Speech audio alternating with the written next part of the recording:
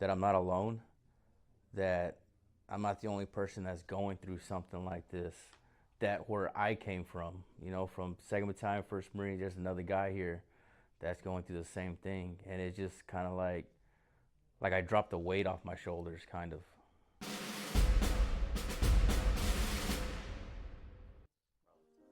All right, Raymond Ortega, United States Marine Corps, 2nd Battalion, 1st Marines, Fox Company.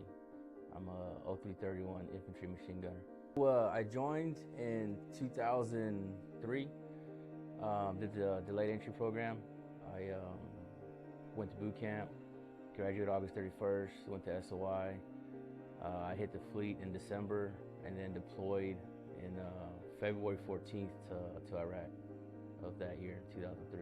So I was only in the fleet for like 2 months till I deployed. I was in the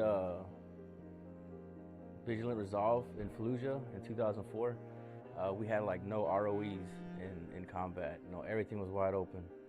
If you saw somebody picking up a piece of paper, we were able to shoot them. So that was a very unusual time frame with rules and everything, because there was no rules. I turned 20, 21, and 22 in Iraq. I did 3 deployments in 4 years. But it is met a lot of good people and lost a lot of good people there. So it's the best job I ever had. War is a horrible place to be at. Fighting the war, and then I would imagine living through a war. So I think our brains aren't calibrated to understand what goes on with the horrific events that happen in combat. It's a lot of memories stick with you. Some memories you can't remember. I guess the brain tries to help you by not remembering what happens. But it's just a lot of death, a lot of close calls. Is very dramatic. I was working for a big oil field company here in Houston, and I had a couple of days where I was just not mentally stable. So I asked my supervisor if I can go to the VA for a crisis. That I was in a crisis. I needed to talk to my psychiatrist. He let me go, and then I went. I thanked him, and then he told me that they were laying people off. So I ended up getting laid off. So then I found another job and got into it with a young guy who just got out of high school. I felt he was disrespecting me. So I got into it with him, fell into a depression, got fired, and then I just stayed in bed for like 3 days and told my wife that I was thinking about hurting myself. So then that's when we got a hold of Camp Hope, and I got a hold of Nate, and I went to the first warrior group.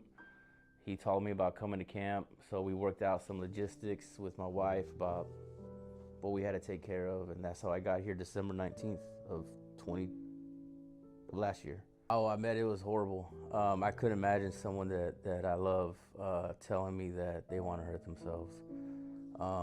It was nothing she did. She's very supportive. She's been supportive since the day I got here, and our whole relationship. It's just, I know it's very traumatic for her to hear that.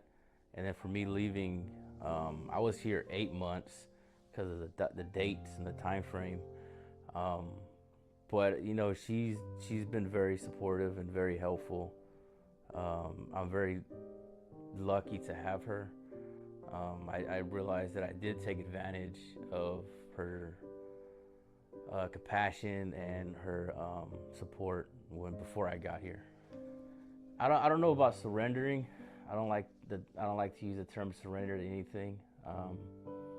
I feel like I understood I had an issue mentally, so I've tried the VA, I tried all the medicine that they give me, so I figured I should just try this. I mean, I didn't want to come. Talking to my wife, the way she broke it down was like, it's better to miss one birthday and one Christmas instead of all of them. So I took some advice from her, and One of the hardest parts was telling my son that I couldn't pick him up for Christmas and I was gonna miss his birthday. I've never missed a birthday, never missed a Christmas. If I told him I was gonna pick him up on a certain date, I was going to. So that really hurt, having to let him know that I couldn't do that. But she was right. I'd rather miss just one instead of miss all of them for him. So it was hard getting here. It was hard leaving them. I cried in counseling with Dr. Cozy. You know, she was my first counselor that I've ever spoken to since I've gotten out in 2007. I never spoke to a counselor before. And then when I saw another resident from my same unit from 2-1, I cried when I saw him, and I just went up to my room and I was like, man, I'm not the only one here. You know, it's some people that are just like me. I think knowing that that I'm not alone, that I'm not the only person that's going through something like this, that where I came from, you know, from 2nd Battalion, 1st Marines, there's another guy here that's going through the same thing. And it's just kind of like I dropped the weight off my shoulders, kind of. When I got here, I was looking for peace with myself. And I think I have the tools to get there now. So I just want to be a good father, a good husband, and just live life with my family happily. I know there's gonna be some downtime where things don't go our way, but together we'll build an even stronger relationship and get through any obstacle. I can't tell you how to work this program. You got to tell yourself how to do it. You're not gonna like everyone here. Everyone's not gonna like you, and that's okay. As long as you stay honest and true to yourself, I mean, you'll get through it. Prize at the end is very big. It's just a self of accomplishment. That's it.